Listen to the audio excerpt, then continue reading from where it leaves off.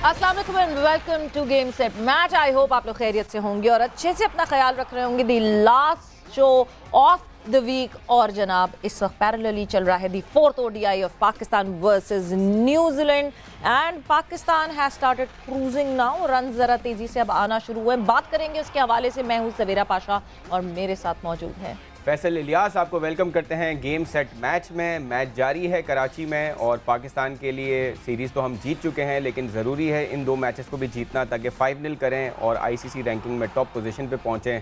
Morale के लिए भी बहुत ज़रूरी है पाकिस्तान के, क्योंकि बायलैटरल सीरीज़ न्यूजीलैंड से हम काफ़ी अर्से बाद जीते हैं। तो let's make it a series way we win 5-0।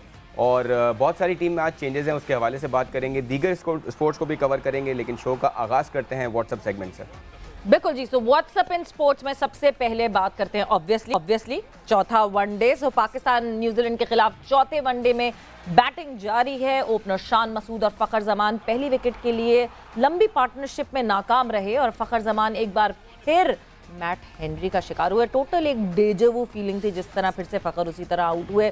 14 run बनाकर कैच आउट हो गए। शान मसूद 44 रन बनाकर स्टंप आउट हुए on the line and the line belongs to the umpire. चौथे वनडे में पाकिस्तान की टीम में 5 तब्दीलियां। ओपनर इमामुल हक, अब्दुल्ला शफीक, नसीम शाह और शादाब खान और मोहम्मद नवाज टीम से बाहर।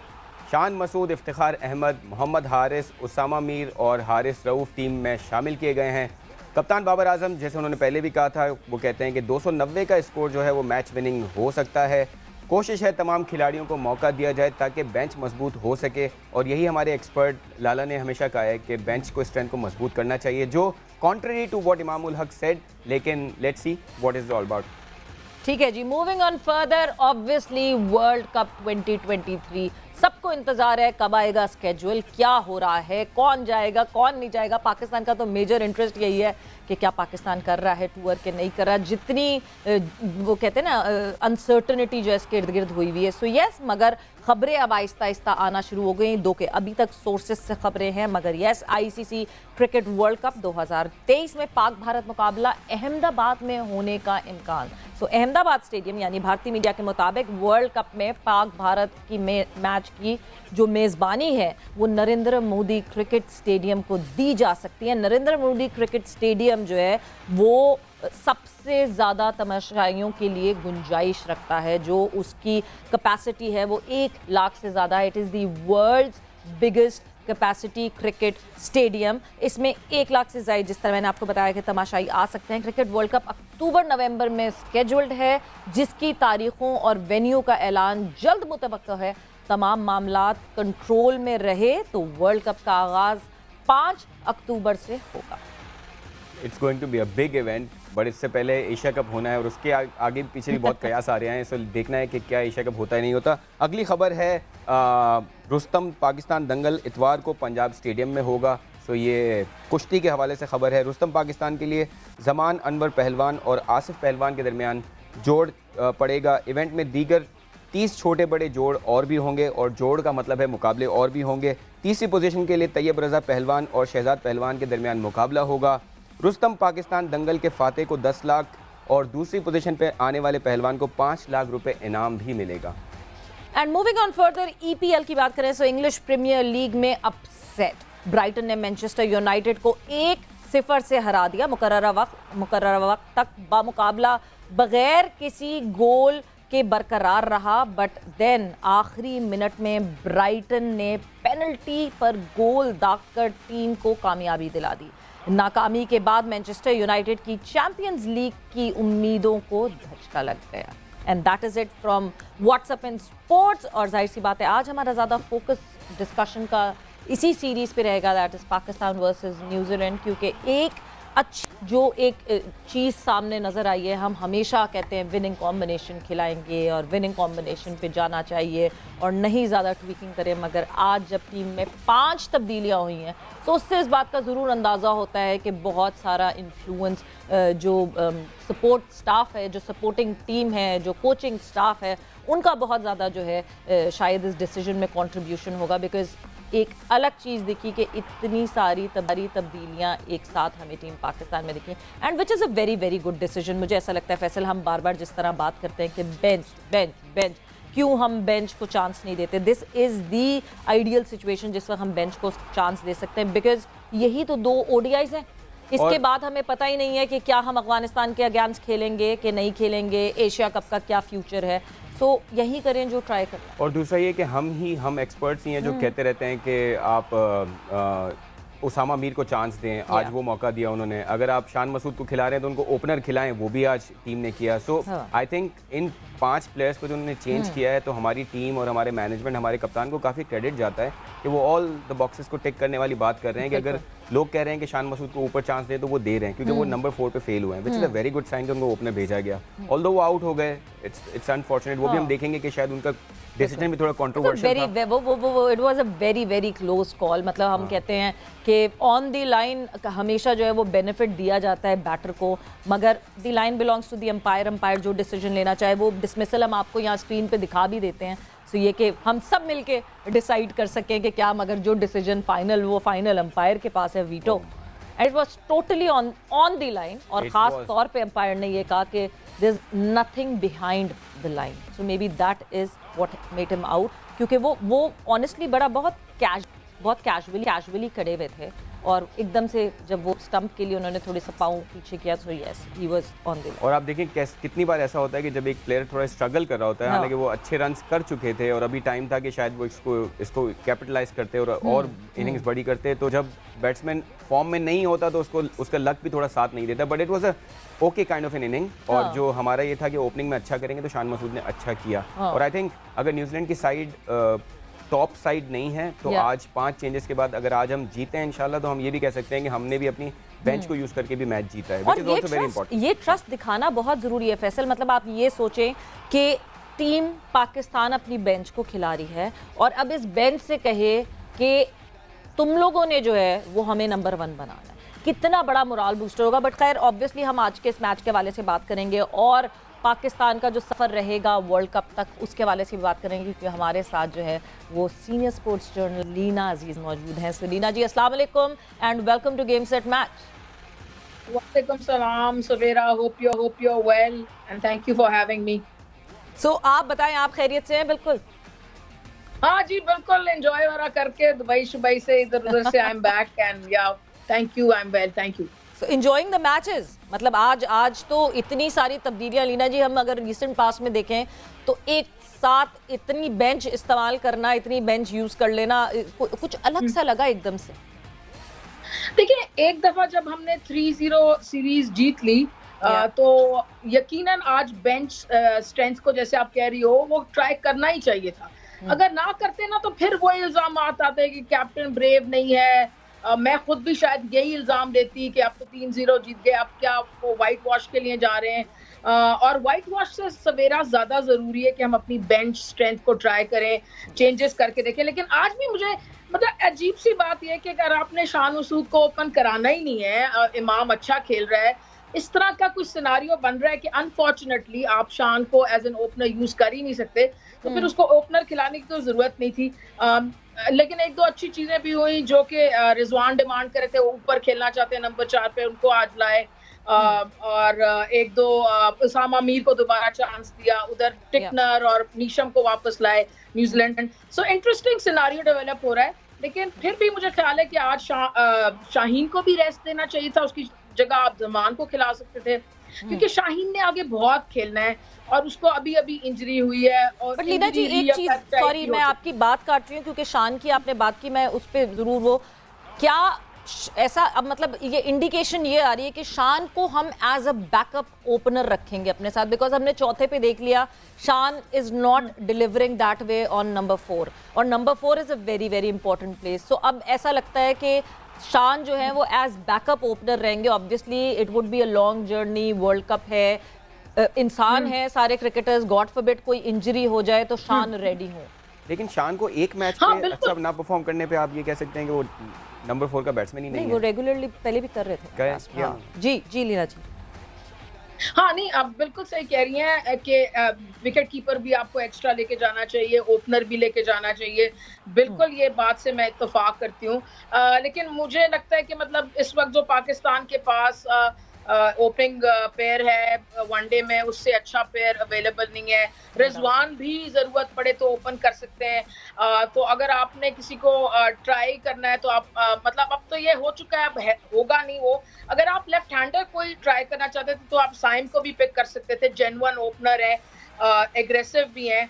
क्योंकि शान जो है ना वो सिर्फ ओपनिंग पोजीशन पे ही सेट होते नजर आते हैं, और मुझे नहीं लगता कि सिवाय हो तो उसकी वजह से वो खेल सकते हैं। अच्छा, बड़ी इंटरेस्टिंग, मैं एक चीज और भी ऐड करना चाहूंगी। अभी आप लोग शान के डिसमिसल की बात कर रहे थे, तो देखिए ये जो आज शान का डिसमिसल हुआ है ना, ये एक मतलब ये क्लासिक लेफ्ट हैंडर डिसमिसल है। ये जो ड्रैग करते हैं ना लेफ्ट हैंडर अपनी टांग को और वापस नहीं ला सकते, ये आप चाहे कुक ले लें, आमिर सुहेल ले लें, वसीम अकरम ले लें, शान मसूद ले लें, ये इनका क्लासिक डिसमिसल है। And his foot was on the line and the line is obviously belongs to the umpire. तो ये जो लेफ्ट हैंडर्स हैं, जब वो ये वापस जाते हैं ना क्रीज में, लंबा टांग निकाल के खेलते हैं और बॉल मिस हो जाती है, तो ये ड्रैग जब करने की कोशिश करते हैं तो ये नेचुरली नहीं कर सकते। यस, लीनेश, आपको लगता है कि हम अगर हम वर्ल्ड कप को टारगेट कर रहे हैं, अगर हम एशिया कप को टारगेट कर रहे हैं, तो अभी भी हम बैटिंग में उतना अग्रेशन हमने किसी भी मैच में, ऑल्दो हमने फर्स्ट 2 मैचेस में बड़े टारगेट्स चेस किए, लेकिन वो रावलपिंडी की पिच थी, लेकिन बैटिंग फर्स्ट हमने कभी भी पावर प्ले में अग्रेसिव बिल्कुल नहीं गए हैं। So when you play against Australia, when you play against India, you need to try to score runs very aggressively in power plays. Do you think हमने power play का use as such जो है अभी तक उस aggression से नहीं किया है?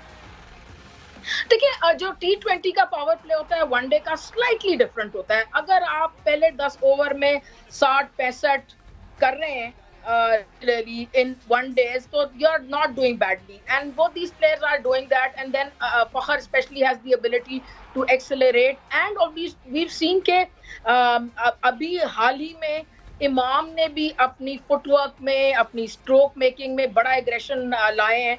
तो मेरे ख्याल से तो ओपनिंग बड़ी जबरदस्त है। मतलब अगर आप 65, 60, 65 इस तरह के रन कर रहे हैं पहले 10 ओवर में, तो फैंटास्टिक है। जहां पर एग्रेशन की जरूरत है मुझे लगता है वो मिडल ऑर्डर है। वहां पर मैं कहती हूँ कि इफ्तिखार, इमाद और मोहम्मद हारिस, इन तीनों को यूज करना चाहिए हमें। तो मतलब ये कि जो आज की 11 है वो आपके लिए बहुत अच्छी है। ओके, टॉप में ओपनर्स की बात नहीं कर रही, बट मुझे ये दिखता है कि रिजवान चौथे पे आते हैं, तो उसके बाद इफ्तिखार दिख रहे हैं, मोहम्मद हारिस दिख रहे हैं, एंड देन आगा सलमान दिख रहे हैं। यानी ये 3 एक्सेलरेटर एक साथ मौजूद हैं, और ये वो फायर पावर है जो हमें चाहिए। हम जब पुराने अपने ओडीआईज याद करते हैं, जिस वक्त अब्दुल रज़ाक या अजहर महमूद होते थे, तो 40वें ओवर तक जो भी स्कोर होता था, आखिरी के 10 ओवर जो होते थे ना, वो काया पलट देते थे बिल्कुल। सो आपको लगता है कि वही वाली चीज वापस आ सकती है? आप बिल्कुल सही कह रही हैं, एंड आप सही कह रही हैं। I agree with this middle order. I would have ideally want to add Imad Wasim to it also. Reason being कि इमाद बहुत अच्छी बॉलिंग भी कर रहे हैं। नवाज का अगर उनसे मुआवजा किया जाए तो नवाज आजकल उस किस्म के जरा से ऑफ कलर है, और इमाद जो है जिस किस्म की उनकी बॉलिंग में वो ड्रिफ्ट नजर आई मुझे जब भी इन्होंने खेला अभी हाल ही में, तो वो मुझे ख्याल है कि इमाद को भी होना चाहिए। तो जब इमाद, हारिस एंड इफ्तिखार होंगे मिडिल ऑर्डर, तो आपके पास फायर पावर जो आप बात करिए ना अजहर महमूद और रज़ाक वाली, वो और भी बढ़ जाती। तो I would just want to add Imad to this lineup. आपको लगता है, आपने साइम अयूब की भी बात की, इमाद वसीम पे हम भी डिस्कशन कर चुके हैं कि वो अच्छी फॉर्म में हैं और उनको ओडीआई में यूज़ किया जा सकता है। आपको लगता है कि हम बड़े टूर्नामेंट से पहले ये डिसीजंस लेंगे कि साइम अयूब टाइप या इमाद वसीम टाइप प्लेयर्स जो आपके लिए ना सिर्फ T20 में बल्कि ओडीआई में भी अच्छा सर्व कर सकते हैं, उनको टीम का हिस्सा बनाने की कोशिश करेंगे पाकिस्तानी कप्तान? साथ ही साथ मैं ऐड कर दूं एक चीज़, क्या इमाद वसीम फिट हैं 10 ओवर्स बॉलिंग करने के लिए? ये भी एक सवाल है बहुत। सुहेरा देखो, मेरे में फिट है। अभी जो मैंने उसको हाल ही में देखा है, मैं वहाँ शारजा में भी मैंने उसके मैचेस लाइव जाके देखे, और जब मेरे जैसा आदमी दुबई से शारजा जाता है तो उसका मकसद यही होता है कि वो प्लेयर्स को जरा पर्सनली भी देख ले, उसकी फिटनेस भी जज कर ले। तो मुझे तो लगता है कि वो फिट हैं। अब दूसरा जो सवाल है आप लोगों का कि आया कि उनको ऐड करेंगे या नहीं करेंगे, और साइम को करना चाहिए था, नहीं करना चाहिए। तो पर्सनली देखें, मैं तो इतनी बड़ी लेफ्ट हैंडर्स फैन हूँ, अगर मैं सिलेक्टर होती तो उसका साफ जवाब है मैं दोनों को ऐड करती। और आज मुझे खुशी है कि हारिस को भी खिला रहे हैं, वो राइट हैंडर है, लेकिन लेफ्ट हैंडर अगर आपके टॉप 7 में आपके पास 3 या 4 लेफ्ट हैंडर होंगे ना, तो सवेरा मैंने पहले भी आपके प्रोग्राम ये बात की थी कि लेफ्ट राइट कॉम्बिनेशन बना रहता है थ्रू आउट टॉप 8 तक, जो कि बॉलिंग साइड के लिए मतलब इतना ज्यादा उनके लिए हेडेक होता है कि एक आपके लेफ्ट हैंडर ने रन लिया तो राइट हैंडर आ गया स्ट्राइक पे, सारी फील्ड चेंज हुई, स्ट्रेटजी चेंज हुई, बॉलर की line length change. So you know I am a big fan कि जितने ज्यादा लेफ्ट हैंडर जो फॉर्म में है उनको इंक्लूड करें, जो फॉर्म में नहीं उनको जबरदस्ती नहीं, जो फॉर्म में उनको इंक्लूड करें। बिल्कुल, क्योंकि बॉलर्स को अच्छी बात है कि ऑपोजिशन की बॉलर्स को सेटल ना होने दिया जाए, लेफ्ट राइट में ही फंसा के रखें कि वो सेटल ना हो सके। बट अपडेट मैं आपको देती चलूं क्योंकि इस वक्त जारी है पाकिस्तान वर्सेस न्यूजीलैंड का चौथा ओडीआई नेशनल बैंक स्टेडियम पर, और मोहम्मद रिजवान यहाँ पे रन आउट हो गए हैं मैट हेनरी की तरफ से, एक डायरेक्ट हिट जहाँ पे जो है वो आउट हुए हैं। So yes, this is the update, यानी अभी इफ्तिखार हमें फ़ौरन ही 25वें ओवर में जो है वो आते हुए दिखेंगे। बट मगर इफ्तिखार की जगह दे प्रेफर्ड सलमान अली आगा के सलमान अली आगा को ऊपर भेज दिया जाए, सो मे बी बाबर के साथ जो है वो कोई कॉम्बिनेशन सेट कर सके। बट जब मैं अब ये तो हमारे पास ओडीआई है, ये 2 ODIs हैं। लीना जी, अफगानिस्तान की सीरीज़ का कोई अभी कंफर्मेशन नहीं है, कुछ पता नहीं चल रहा है, आप अभी क्या असेस करती हैं कि these are the only matches that we have before the big event world cup, क्योंकि एशिया कप का तो कुछ पता ही नहीं चल रहा। देखिए, बड़ा अनफॉर्चुनेट है कि मैं तो उम्मीद करूंगी अफगानिस्तान से सीरीज हो जाए, 3 मैच हो, 5 हो, तो आपको कुछ और प्लेयर्स को असेस करने का मौका मिल जाएगा। अभी जो ये जारी है टीम, यंग टीम जारी है जिम्बाब्वे, उस 2 फॉर्म के अगर प्लेयर हो, साइम हो या फिर कोई और हो, तो उनको भी आप ट्राई कर सकते हैं, लेकिन लाइक यू सेइंग उसकी कोई गारंटी नहीं है। तो आप जैसे सलमान अभी आए, अगर आप देखें, अब मेरा तज्जिया बिल्कुल सिंपल है, for me Salman Ali Agha is a test player. उसकी जगह आप मतलब किसी भी और इमाद को ला सकते हैं। आपने अगर 5-6 ओवर निकलवाने हैं, आप इफ्तिखार से भी निकलवा सकते हैं। लेफ्ट हैंडर आपका बैट कर रहा हो आपके ऑपोजिशन में, तो आप ऑफ स्पिन करा सकते हैं इफ्तिखार से। तो मेरी नजर में बहुत अच्छा प्लेयर है Salman, and he shown a lot of mettle, but he doesn't need to be in the one day side. हम करते क्या है सवेरा कि हम गलत, जो जैसे मेरा बेस्ट फॉर्मेट अगर होगा ना वनडे, तो अगर मुझे सेलेक्टर्स खिला देंगे T20, फिर कहेंगे ये बेकार प्लेयर है। अगर मेरा बेस्ट फॉर्मेट होगा टेस्ट, तो मुझे कहेंगे वनडे खेल लो। तो यार ये असेस करना बड़ा जरूरी है कि किस प्लेयर का क्या बेस्ट फॉर्मेट है। हमारे यहाँ हम आज तक ये असेस ही नहीं कर सके, इसलिए बहुत से अच्छे प्लेयर्स हमने जाया कर दिए। Very true. लीना जी, बड़ा स्ट्रॉन्ग पॉइंट है। हम अब अपनी टीम में भी देखते हैं कि हमें दिखता है कि बहुत सारे प्लेयर्स इवन T20 और ODI में भी सेपरेट होने चाहिए। अगर हम लेग स्पिन की बात करें, हमने देखा है उसामा मीर एक अच्छा पोटेंशियल है, अच्छा टैलेंट है, लेकिन क्योंकि शादाब खान टीम में होते हैं तो उनको चांसेस कम मिलते हैं। आपको लगता है कि आपके जो टॉप लीग के प्लेयर्स हैं शादाब खान टाइप, उनको भी आपने देखना पड़ेगा कि उनको ODIs आप कम खिलाएं, T20 ज़्यादा खिलाएं, और उसामा मीर टाइप के जो प्लेयर्स हैं जो प्रॉपर लेग स्पिनर हैं और उनका फोकस ही लेग स्पिन है, उनको आप ज़्यादा ODIs खिलाएं। But you will have to take strong calls, because Shadab को बिठाना एक कप्तान के लिए बहुत बड़ा डिसीजन हो सकता है। हाँ, स्पेशली अगर आप उनको वाइस कैप्टन नेम कर सकते हैं, लेकिन मैं आपसे एग्री बिल्कुल करती हूँ, क्योंकि मैंने अभी वो पाकिस्तान कप कमेंट्री करी थी, बड़ी अच्छी बॉलिंग उसने उसामा मीर ने वहाँ पे की, वो वनडेयर्स थे। तो यकीनन एक जो अंग्रेजी का वर्ड होता है ना, हॉर्सेस फॉर कोर्सेस, ये हमें उस पर भी बड़ा गौर करने की जरूरत है कि भाई जितना बड़ा भी नाम हो, अगर देखें अगर इंग्लैंड रूट को बाहर बिठा सकता है T20 से, तो फिर हम क्या शादाब को बाहर नहीं बिठा सकते, सलमान आगा को नहीं बिठा सकते, या फॉर इंस्टेंस किसी और को नहीं बिठा सकते? इंग्लैंड कैसे बिठा सकता है, हम क्यों नहीं बिठा सकते? हम इस किस्म की जो जहनियत है, पता नहीं उससे बाहर क्यों नहीं निकलते। ऐसा करना जरूरी है कि हमारे लिए सबसे ज्यादा फायदेमंद प्लेयर किस फॉर्मेट में कौन सा होगा, बहुत ज़रूरी है। और उसके साथ साथ रोटेशन पॉलिसी पे ध्यान रखना बहुत ज़रूरी है। आज मुझसे किसी ने सवाल पूछा कि शान अगर आज यहाँ सेंचुरी मार देते तो फिर क्या होता, कि इमाम नहीं खेलते क्या और शान को खिलाया जाता? तो नहीं, जो आया है दूसरे एज बैकअप, वो बैकअप ही रहना चाहिए। बट वक्त एक ब्रेक का हुआ है, ब्रेक पर जा रहे हैं। लीना जी, आपने बात की पाकिस्तान कप की। सो पाकिस्तान कप के इस साल के टॉप स्कोरर जो हैं वो तैयब ताहिर थे, जो कि इर्द गिर्द कहीं भी नहीं दिख रहे। सो मैं लीना जी से जानूंगी तैयब ताहिर के हवाले से। भी ब्रेक पर जा रहे, ब्रेक से वापस आएंगे तो डिस्कशन करेंगे कब। ठीक है। And welcome back to game set match in conversation with Leena Aziz. और बहुत मजे की डिस्कशन चल रही है, but before we move any further, क्योंकि इस वक्त ये प्रॉपर टाइम है इस बात करने का, Babar Azam another half century for Babar Azam. और क्या सेंचुरीज की भरमार लगा दी है दी बाबर आजम। मतलब मैं कहूँ कि पाकिस्तान के लिए एक तोहफा, एक गिफ्ट है बिल्कुल।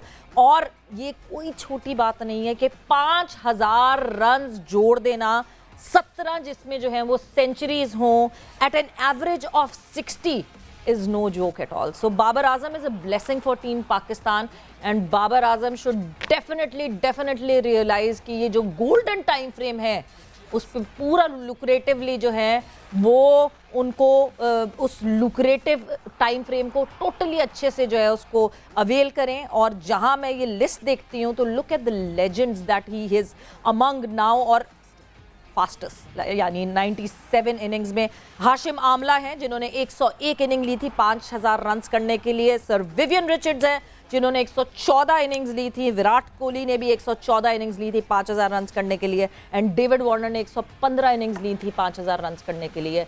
What a superb feature that is, and another feather in the cap for Babar Azam जी।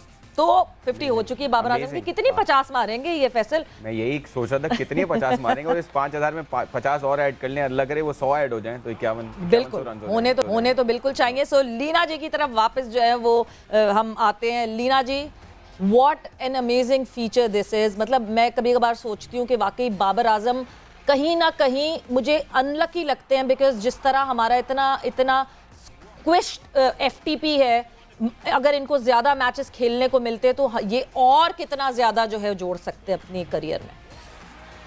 देखो आप बिल्कुल सही कह रही हो, इतना शानदार प्लेयर है, मतलब यार टेम्परामेंट शानदार है। हर मैच आफ्टर मैच 50-100 रन बनाने ये आसान नहीं है। डिफरेंट ऑपोजिशंस में, डिफरेंट पिचों पे, कंडीशंस डिफरेंट। तो ये जैसे यू वर सेइंग ना कि ब्लेसिंग है पाकिस्तान के लिए, बिल्कुल। और ये मैच पाकिस्तान को अनफॉर्चुनेटली कम मिलते हैं, अगर ज्यादा होते तो पता नहीं कौन कौन से रिकॉर्ड बाबर तोड़ देते।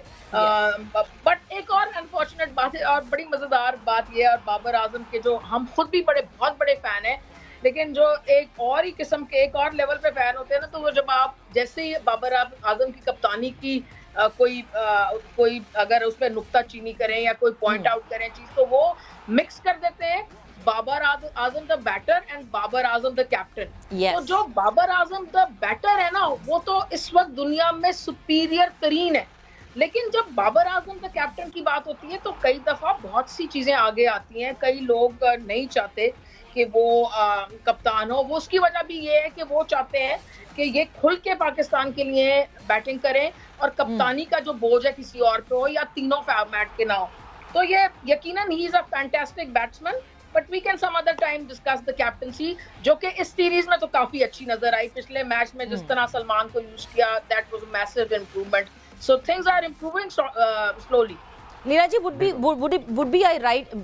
it be right to say कि ये जो फॉर्मेट है ODI is the format made for Babar Azam? आपको कैप्टनसी अच्छी दिख रही है, बाबर आजम बैटिंग करते हुए, there is no strike rate debate ODI के दौरान। सो मुझे लगता है this is the ideal format for Babar Azam. Absolutely well said. मैं भी हमेशा यही कहती हूँ कि ये वनडेज का कप्तान इसको बाबर को बिल्कुल रखा जाए। टेस्ट और जो T20 की कप्तानी है या तो रिजवान को दे दें, तो he is also done well और टेम्परामेंट भी अच्छा है। हमने मुल्तान सुल्तान के लिए देखा कि कई दफा बहुत डिफिकल्ट लम्हों में वो शानदार कप्तानी करते हैं और उसके जरिए मैच जीत जाते हैं। तो अभी बैकग्राउंड में एंडी फ्लावर है उनके पास, मगर हाँ एंडी फ्लावर भी है, लेकिन जिस तरह देखें एंडी फ्लावर हो ना तो वो वहां पर कर देंगे, लेकिन ग्राउंड में जाके जो मोमेंट बाय मोमेंट एक्सिक्यूशन होती है ना, वो तो कप्तान की होती है। तो इसलिए मैं इसको बड़ा हाईली रेट करती हूँ। और बड़ी अच्छी बात आपने की है, पर्टिनेंट बात की कि इसको तो जरूरी होना चाहिए। और किसी और दो जो है फॉर्मेट्स टेस्ट एंड T20 उसका जिसको भी दे दें, पर मेरी चॉइस इसलिए रिजवान है कि आई हैव सीन हिम में भी स्लोली। देखें जब वनडे में, देखिए टेस्ट और वनडे जो ना बड़े करीब फॉर्मेट्स हैं दोनों। इतना उनमें गैप नहीं है जितना टेस्ट और T20 में। तो जो वनडे में अच्छा करना शुरू हो जाता है वो स्लोली टेस्ट में भी करना शुरू हो जाता है, बिकॉज आपको टाइम मिलता है, थोड़ा सा टाइम मिलता है just to build your inning. Single double ले लिए, जब तक माइंड पाँव सेटल हो गए, and then you can get a 50 and a 100 and you become a great batsman and start contributing for your team much better. So ये तो है। salute to बाबर आजम, और प्लीज फैंस देख रहे हैं कि मैं सल्यूट कर रही हूँ। एब्सोल्युटली, हम सबको सल्यूट करना चाहिए जो उनकी परफॉर्मेंस है। लेकिन कप्तानी की हम बात करते हैं, जब आपको लगता है कि सीनियर प्लेयर्स में हमने सरफराज को प्रॉब्ली बिल्कुल वेस्ट किया, अगर हम उनको टीम का हिस्सा रखते किसी हद तक तो बाबर को भी हेल्प होती रहती और आपको शायद लॉन्गर फॉर्मेट में सरफराज की सूरत में आपको अच्छा कैप्टन मिल सकता था, क्योंकि हमने देखा है कि टेस्ट मैचेस में उनकी परफॉर्मेंस एज अ बैटर भी बहुत अच्छी है। हाँ नहीं, देखिए बिल्कुल ये कर सकते थे हम, लेकिन समटाइम्स ये होता है ना कि कहते हैं ना कि that boat has sailed now. तो वो जो टाइम था उसमें जिस तरह उनको इस्तेमाल कर सकते थे, जब उनको हर चीज की कप्तानी से हटा दिया, या तो हमारे यहाँ ये होता है ना कि तीनों चीजों का कप्तान बना दिया, या हटाएंगे तो तीनों से हटाएंगे। अभी जैसे सवेरा और मैं बात कर रहे थे कि अगर बाबर आजम को वनडे का कैप्टन रखें तो जबरदस्त है, लेकिन मैं आपको एक बात बताऊं, अगर उसको हटाएंगे तो सबसे हटा देंगे, और अगर लगाएंगे तो सबका लगा देंगे। तो सरफराज के साथ भी यही हुआ। चैंपियंस ट्रॉफी के बाद उनको अगर थोड़ा सा स्लम्प आया था उनका एज अ कैप्टन या एज अ बैटर, तो थोड़ा सा असेस करके उनको एक किसी चीज का कप्तान रख लेते, एंड फिर वो slowly he would have come up. अब प्रॉब्लम ये है सरफराज के साथ कि वो he is not as safe behind the stumps as he used to. खैर लीला जी, सरफराज के टाइम पे हमें भी पता है कि बैकग्राउंड में और क्या क्या हो रहा था, तो वो सिनेरियो भी बिल्कुल डिफरेंट था। मगर ये कि अभी इस वक्त पाकिस्तान क्रिकेट बोर्ड में और बहुत सारी चीज़ें हो रही हैं, तकरीबन एक पूरी म्यूजिकल चेयर चल रही है, बिकॉज सेठी साहब जो हैं वो अपने पुराने सारे जो उनके अंडर काम करते थे लोग, उनको वापस लेकर आ रहे हैं। कल हमारे कोरेस्पॉन्डेंट कादिर ख्वाजा ने जो है वो अपडेट दी थी इस हवाले से कि कौन कौन वापस आ रहा है। डॉक्टर सलीम की वापसी हो रही है, नाइला भट्टी ऑलरेडी वापस आ चुकी हैं, अमजद भट्टी वापस आ गए हैं, किसी और कैपेसिटी में उनके लिए बनाई। अब नदीम खान को जो है वो सैक कर दिया गया है पाकिस्तान क्रिकेट बोर्ड से, एंड उस हवाले से हमारे कोरेस्पॉन्डेंट खिजर आजम ने मोइन खान से बात की है। आइए देखते हैं। जी बिल्कुल, पाकिस्तान क्रिकेट बोर्ड में एक जानिब पुराने लोगों को जो है वो बाहर किया जा रहा है, तो नए लोगों के लिए काफ़ी ज़्यादा नए नए ओहदे क्रिएट किए जा रहे हैं। पाकिस्तान क्रिकेट बोर्ड में आना और जाना तो लगा ही रहता है, मगर गुज़िश्ता रोज़ नदीम ख़ान के हवाले से पाकिस्तान क्रिकेट बोर्ड से ख़बर आई कि उनकी भी मियाद जो है वो अब ख़त्म हो गई है और नदीम ख़ान को पाकिस्तान क्रिकेट बोर्ड से फ़ारिग कर दिया गया है। जिसके बाद सूरत हाल कुछ ये है कि नदीम ख़ान के हवाले से कुछ ऐसी ज़राए से ख़बरें आ रही हैं कि उन पर करप्शन के इल्ज़ामात हैं या कोई करप्शन की है, या फिर उनके हवाले से कोई इंक्वायरी बिठाई जा रही है। तो नदीम ख़ान तो इस वक्त पाकिस्तान में मौजूद नहीं है। मेरे साथ मौजूद हैं साबिक कप्तान, साबिक चीफ सेलेक्टर मोइन खान। मोइन भाई, आप भी पाकिस्तान क्रिकेट बोर्ड में रहे, सब आते और जाते हैं और रीज़न मुख्तलिफ दिए जाते हैं। आपके भाई हैं नदीम ख़ान, उनके हवाले से ये सब बातें जो मैंने अभी इंट्रो में बोली वो की जा रही हैं, क्या कहेंगे आप? यार पहली तो बात है कि हर एक का अपना टेन्योर होता है, सब ने आना है और जाना है, बट उन लोगों को नेचुरली प्रेज़ करना चाहिए जिन्होंने अच्छे काम किए पाकिस्तान क्रिकेट के लिए, और जाते हुए किसी के ऊपर इस तरह के इल्ज़ामात लगाना बहुत बुरी बात होती है। और इल्ज़ामात के प्रूफ्स होते हैं तो मैं तो सीधा सीधा बोलता हूँ कि उसके ख़िलाफ़ FIR करनी चाहिए, उसको जेल होनी चाहिए अगर आपके पास प्रूफ्स हैं। और प्रीवियसली बड़े लोगों के ख़िलाफ़ पाकिस्तान क्रिकेट बोर्ड में प्रूफ्स रहे जो आज भी क्रिकेट बोर्ड से मुंसलिक हैं, वो लोग, उनके ख़िलाफ़ कभी कोई कार्रवाई नहीं हुई। Why cricketers only. तो बहुत अफसोस होता है जब क्रिकेटर्स के बारे में इस तरह की कोई बातें सामने आती हैं, तो अफसोस होता है। Of course Pakistan cricket board में हमेशा हमने देखा है कि दौरा मेयार रहा है, जैसे आपने बोला कुछ लोगों के लिए क्रिएट की जाती हैं अपॉर्चुनिटीज़, सीट्स क्रिएट की जाती हैं, तो ये तो हमेशा रहा है, हमने देखा है, जो कि गलत है और कोई सद्देबाब नहीं है इसका। तो प्राइम मिनिस्टर ऑफ पाकिस्तान को इंटरवीन करना चाहिए इन चीज़ों के अंदर, आइन को ठीक करवाना चाहिए पाकिस्तान क्रिकेट बोर्ड के, और सेठी साहब इस वक्त मौजूद हैं, एक समझदार इंसान है, उनके गिर्द बहुत से ऐसे लोगों का इस वक्त मैं कहूँगा टोला मौजूद है जो उनको मिसगाइड करता रहता है और उनकी बातों में आ जाते हैं। वो सिर्फ शायद अपनी सीट को बचाने के चक्करों में कि मुझे इवेंचुअली वोट मिल जाएंगे, और यही वजह है कि अगले 2 महीने उन्होंने इस वक्त बढ़वा लिए हैं अपने गवर्नमेंट से कि हम इलेक्शन करा लेंगे, क्योंकि अभी तक वो लोग काबू नहीं आए होंगे शायद उन लोगों के जो इनके एडवाइज़र्स हैं। तो उन एडवाइज़र से एक तो बचना चाहिए इनको, सबसे पहली बात है, और पाकिस्तान क्रिकेट बोर्ड को नए विजन के साथ चलाना चाहिए। बातें आ रही हैं कि आने वाले दिनों में मुमकिन तौर पे प्रेस कॉन्फ्रेंसेस भी हो सकती हैं, जो आपने कहा कि कुछ लोग हैं और उन्होंने ही इस तरह की बातें हो रही कि नदीम खान से इंक्वायरी की है, तो ऐसा क्यों हो रहा है? वजह ये कुछ लॉबिंग है पाकिस्तान क्रिकेट बोर्ड में, सिटीज़ के हवाले से, रीजन के हवाले से बातें होती रहती हैं, आप समझते हैं ऐसा है? वो आपने एग्जाम्पल सुनी है, उल्टा चोर कोतवाल को डांटे, बड़ी अच्छी एग्जाम्पल है। तो ऐसे ही लोग ने उनसे इंक्वायरियाँ की हैं और जब उनको जवाब मिलते हैं मुंह तोड़, तो फिर वो इस तरह की मीडिया की जो कहना चाहिए कि उनको ऐसी न्यूज़ लीक करते हैं ताकि प्रेशर क्रिएट किया जाए, प्रेशर बिल्ड किया जाए और माइंडसेट किया जाए लोगों का कि ये वजूहत थी, इस वजह से उनको निकाला गया, क्योंकि उनको असल वजूहत तो मिल ही नहीं रही होती, असल कोई उनके पास वजह नहीं होती किसी को निकालने की। किसी को निकाला जाता है उसकी बैड परफॉर्मेंस के ऊपर या ऑफ कोर्स करप्शन के ऊपर। जब दोनों ही चीज़ें नहीं मिलेंगी तो आप सोच लें, तो ये वही लोग हैं जो ये इस तरह के काम कर रहे हैं और ये टाइम टू टाइम क्रिकेटर्स के ख़िलाफ़ करते रहते हैं। जब उनको कोई चीज़ नहीं मिलती तो ऐसी ही लाइनें दी जाती हैं मीडिया को और ऐसे ही माइंडसेट कराया जाता है लोगों का। आखिरी सवाल, कोई सवालनामा रखा गया है नदीम खान के सामने, और अगर कोई चाहता है तो फिर आप जवाब देंगे इसका? नहीं, मेरे सामने नदीम खान ने नेचुरली अपनी ऑफ कोर्स उन्होंने जॉब की है, वो खुद जवाब दे हैं उस चीज़ के, और वो नेचुरली बिल्कुल, मैं तो भाई के नाते तो नहीं, बट मैं एज ए क्रिकेटर के नाते ये बात कर रहा हूँ, क्योंकि नदीम को खैर एज अ भाई ऑफ कोर्स मैं जानता हूँ और मुझे उनकी इंटेग्रिटी का पता है, बहुत अच्छी इस तरीके से पता है, और जिन लोगों ने साथ उनके काम किया उनको भी पता है। लेकिन बेचारे सब जॉब कर रहे हैं तो किसी का मुंह नहीं खुलेगा इस वक्त, ये तो हमने देखा है हमेशा से।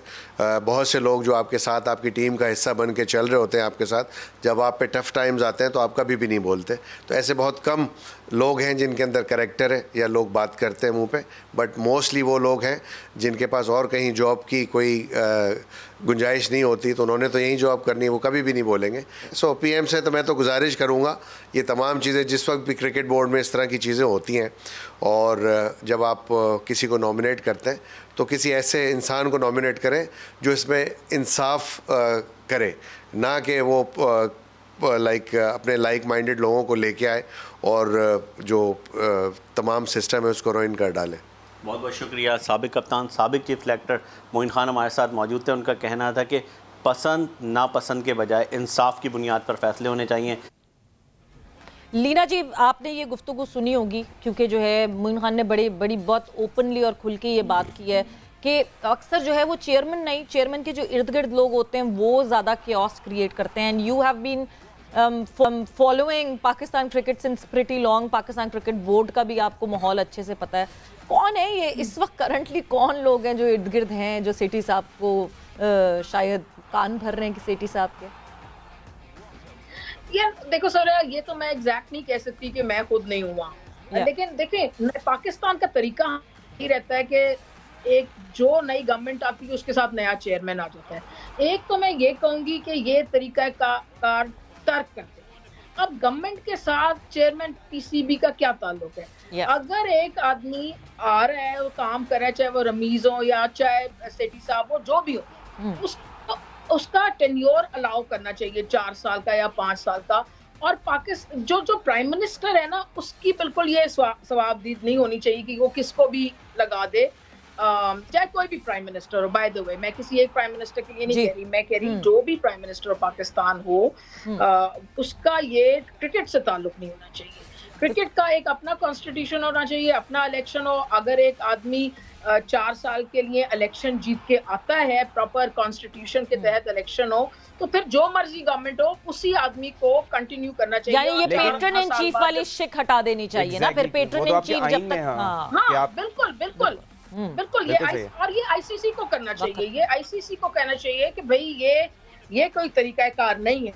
पाकिस्तान क्रिकेट की बेहतरी इसमें ही है कि जो भी इलेक्शन जीत के आए, कॉन्स्टिट्यूशनली आए, as the chairman Pakistan cricket board वो कंटिन्यू करे। Thank you so much Leena ji, आपके पॉइंट ऑफ व्यू का thank you so much Leena for your time. और व्यूअर्स का टाइम हमारे शो का ख़त्म हुआ चाहता है, शुक्रिया अदा करेंगे। और ये इस हफ्ते का आखिरी शो था गेम सेट मैच का। उम्मीद करते हैं आप अपना ख्याल रखेंगे और अगले हफ्ते आपसे फिर मिलेंगे गेम सेट मैच में। Keep watching our show, we'll see you tomorrow next week.